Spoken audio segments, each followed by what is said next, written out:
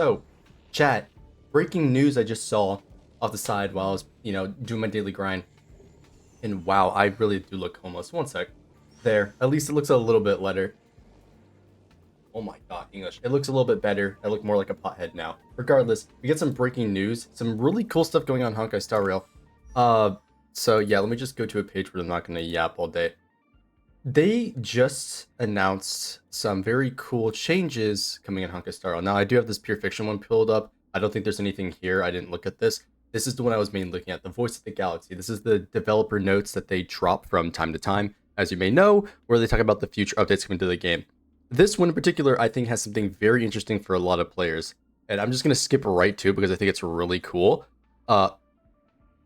Wait, what is it? There, here it is. Party Car. In version 2.7, a new area will be added to the train, the Party Car. Not only express visiting English, not only can express visiting in-game friends appear in the Party Car, but also the rumored pom-pom can change outfits here. This is sick. So it says express visiting in-game friends appear. I don't know if that's like other people's characters, because it says in-game friends, so I'm assuming it's just the in-game characters. It's not like you can join someone else's cart, right?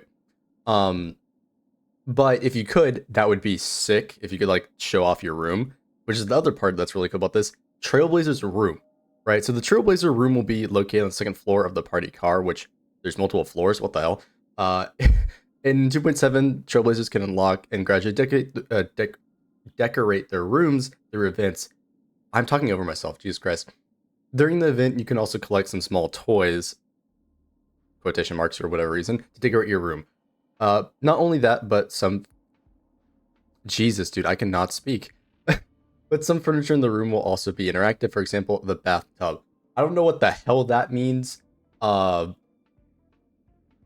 Jing Liu in the bathtub, Acheron in the bathtub, Runmei in the bathtub. Y'all know where my mind's going with that one. Argenti in the bathtub. Dr. Ratio in the bathtub. I mean, he was already in one for his light cone, but like, again, there's gonna be some really cool, interesting stuff.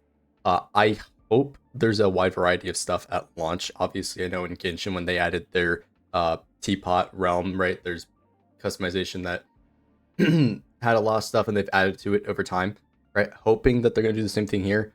I really am curious to what extent we have, because obviously it's a train setting, so they're probably gonna limit it to just one basic bedroom. But I hope there's going to be a little bit more. And I hope, again, there's going to be at least ways to earn these cosmetic items in game, because those are always really cool incentives to have. Like, you do an achievement to unlock this hidden cosmetic for your room or something like that. I think that'd be pretty sick. But this is a really awesome change. I think it's fantastic. Another thing they've mentioned, in case you guys didn't know from the live stream, is that all the light cones that have been for events that people may have missed out on are coming back, right? So this is great for anybody who missed out on tutorial. Now again, you can only get one copy of this. You can't get multiple copies. I'd love to have like 2 copies of tutorial, but they're obviously going to limit our power to some extent, right? So yeah, anyone who missed the tutorial light cone, great for them. They're gonna have a good option, right? Miss Robin's free to play option. It's one of her better ones. Of course, you'll be able to get that, right? So it's gonna be huge for those players. And again, tutorial being that primary one for everybody who wants to use Pella, or, like Jiao Cho if they don't have his Lake Cone, right? Or Silverwolf, even if you are a rerun puller, right? All those people are going to benefit from having that. Now, everybody can also be on par, and you can't be like, oh, I don't have tutorial for this build. You now can buy it from the shop, right? So that's going to be really, really good. As many Trailblazers may have learned from the special preview programs after 2.6 version update, previous event light cones, such as before the tutorial mission starts, will be available in the Herda shop. Trailblazers can use Herda bonds to obtain these cones, previously event-exclusive light cones. Yep. And then future event light cones will also be added to Herda shop after the event ends. So after the event's gone, it'll be added to the shop. Now, the actual cost of this, I think, is like half of the original cost of the other cones. So it's like 8 and 2. So you need like a total of, what, it's like 10, like 18 tickets or whatever to max them out. Or is it 16? I think it's 6 and 2, actually.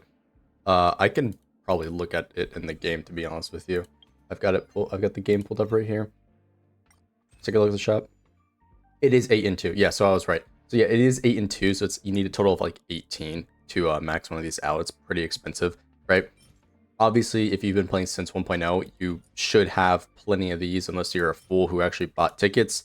I don't recommend buying tickets. I actually think you should buy out the shop because regardless of what you may think of textured memories or solitary healing, you're gonna make some use of these weapons at some point, depending on what characters you go for. So I do think it's definitely worth that. But yeah, it's gonna be half of this. It's gonna be 4 and 1. So it's gonna be pretty cheap to max these out.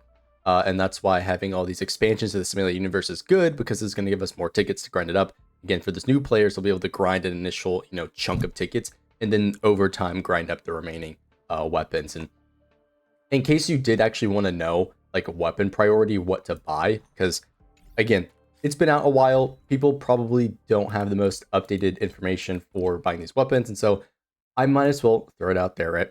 As for the actual event weapons, I can tell you right now, I don't think any of them are worth getting but tutorial, right? Because you see I have them right here. I don't even make use of them.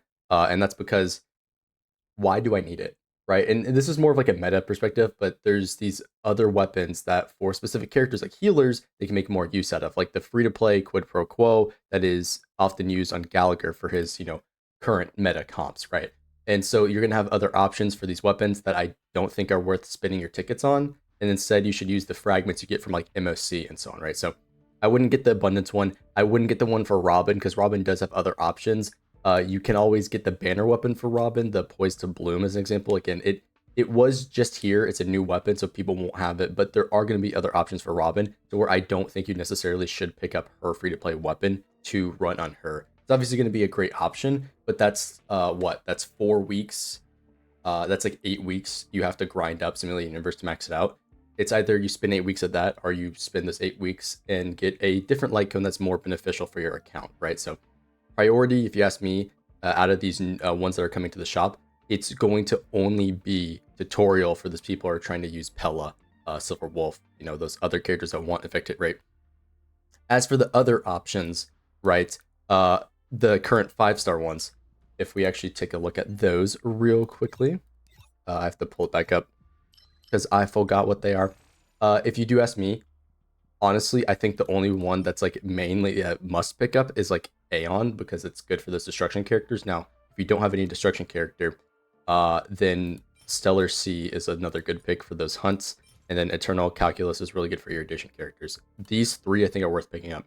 The other 2, not so much. I think this is the least worthwhile picking up, Texture Memories, and then Solitary Healing is really only good on like one character in the future, wink wink. So pick this up if you want, but there will be other options if you do have them for that character, right? So yeah, definitely you do want to pick up these 5 stars. They are very beneficial. It's like the 3rd best weapon for like ratio, like Stellar Sea, and like Aeon's like Jingliu and Dan's 2nd best weapon. It's like Clara's best weapon until her signature's like, 3 refinements or something like that. Like Aeon is really good for every destruction character. Shuehi uses it too. It's something you want to pick up. Stellar Sea is your 5-star option for any of your hunt characters, and then Calculus is obviously for your erudition characters. So yeah, that's what I would say to pick up those weapons. Hopefully that little information helps. But yeah, I do think this party card system is really cool. I'm excited for it. It's nice to see.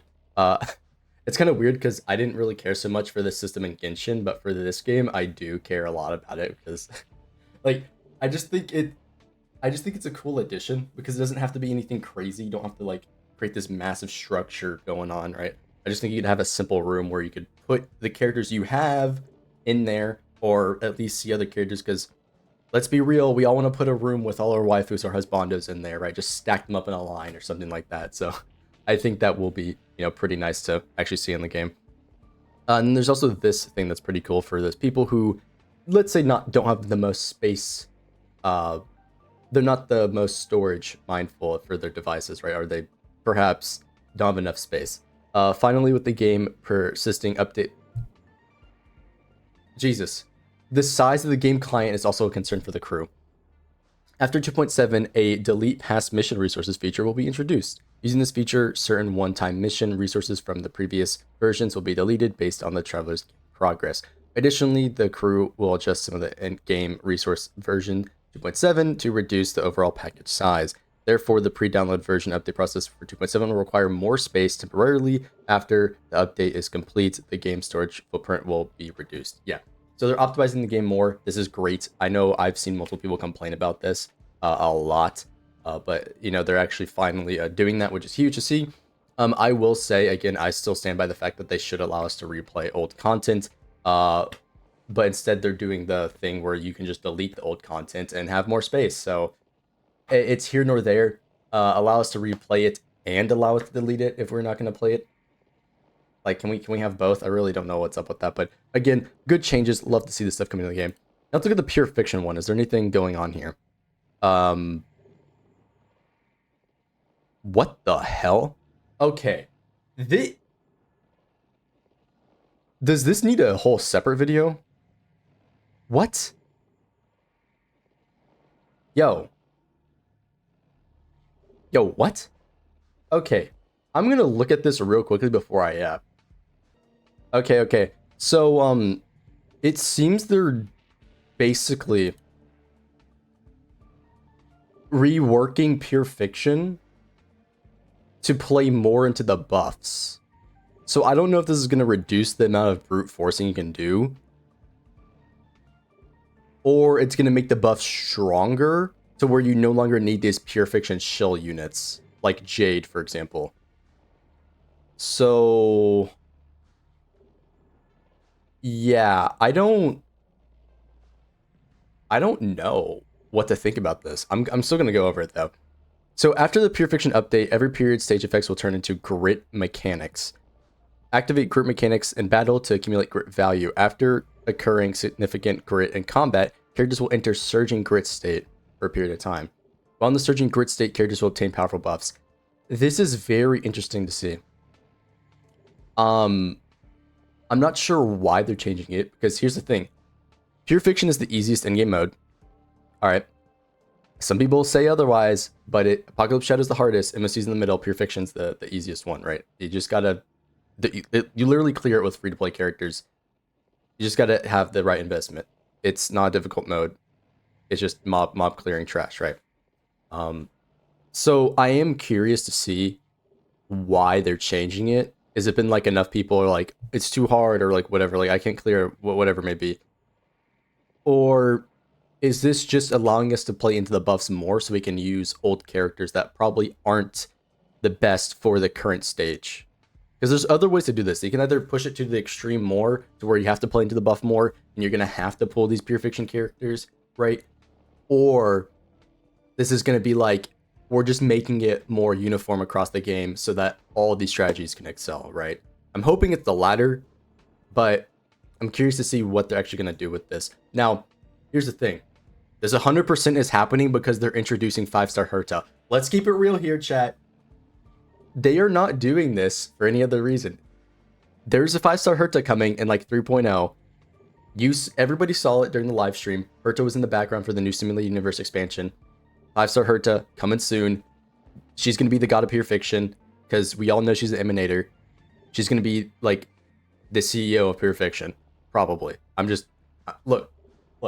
Maybe I'm just tripping, but like I think there's a reason they're reworking pure fiction, because the god of pure fiction is about to show up and slap everything up, right? Make Argenti look like a joke. Make the old Herta. Well, just run both Hertas at that point.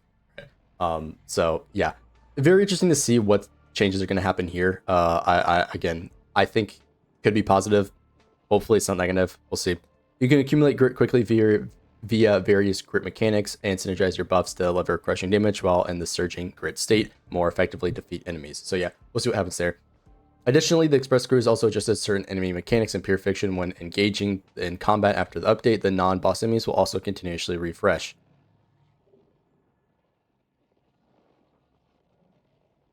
What?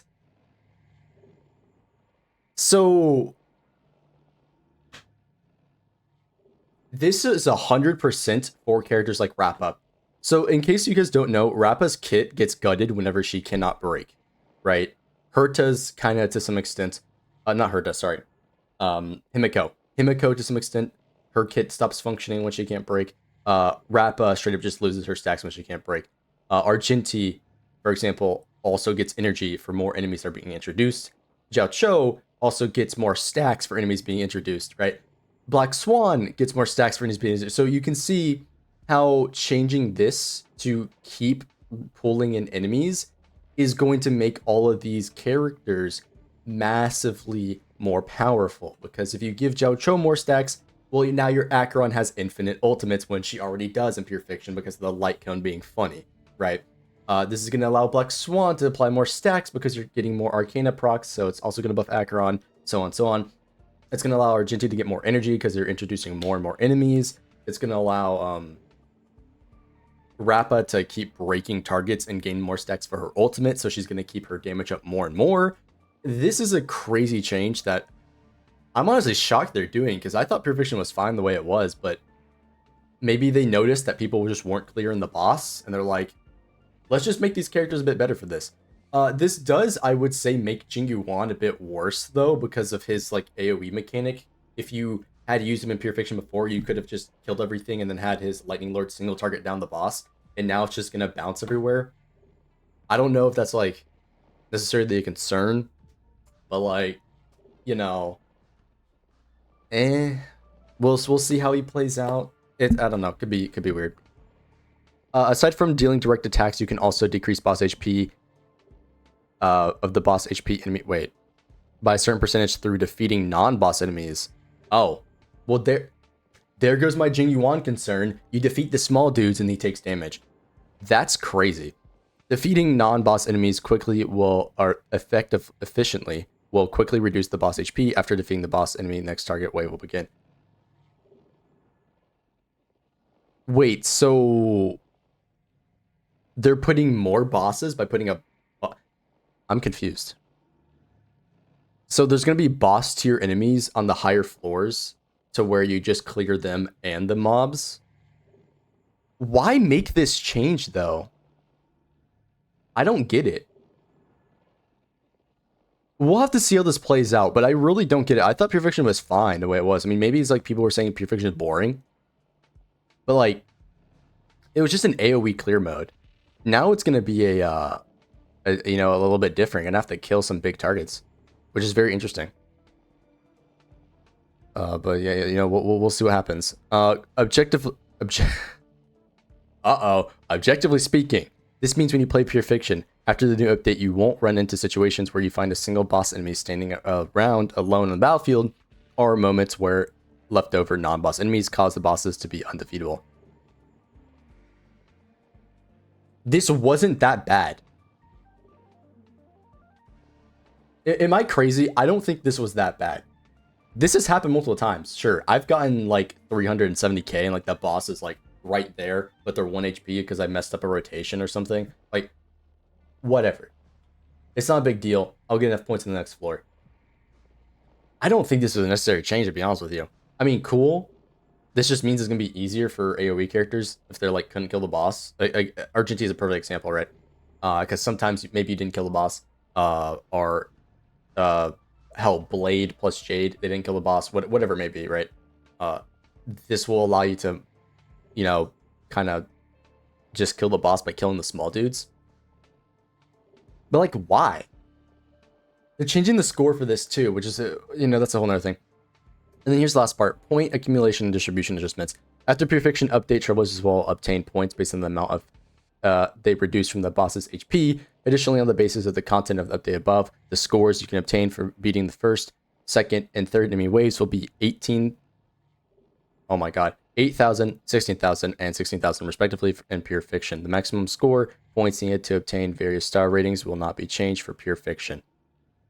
So it's not changing the max cap, and you need 600,000, right? 600. Hold on, bro. I'd be forgetting this shit. I'm not gonna lie.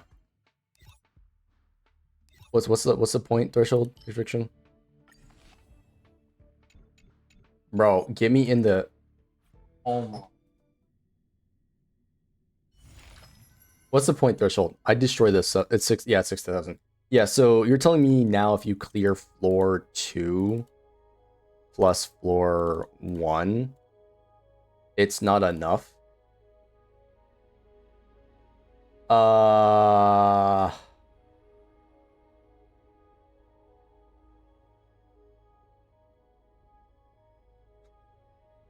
You're gonna still have to chunk down one of the bosses. Because, like, 16,000 times 2 plus 8,000 is still 40,000. So, like, you're still getting your 40,000 points, but you have to completely kill the boss. And then get, like, 20k in the second half. You can't just do 2 and 2. This could potentially make it harder to carry on some teams if you, like, can't kill the boss, but I guess that's why they're doing the HP change thing. Again, I don't know. I'm very curious to see how this is actually going to affect Pure Fiction, because I know people had complaints. I don't know if this is necessarily going to address the complaints. Can we start MSC from stage 10 instead of 7? True. Actually, I would like Apocalypse Shadow. Yeah, true. This guy says Apocalypse Shadow from each side individually. This would be great. The endless mobs just means more Kurukuru. Sure, yeah. Please make the light cone, wait, be used as icons too. That'd be so cool. Make people want to pull more. What? Oh, the profile icons, I guess. I don't know. Finally, I don't have to do more non-boss enemy before the next round begins. This has to be a bot comment, bro. I have not seen a single person complain about that. There's no more non-boss second waves. And we need to finish off a single boss for last of.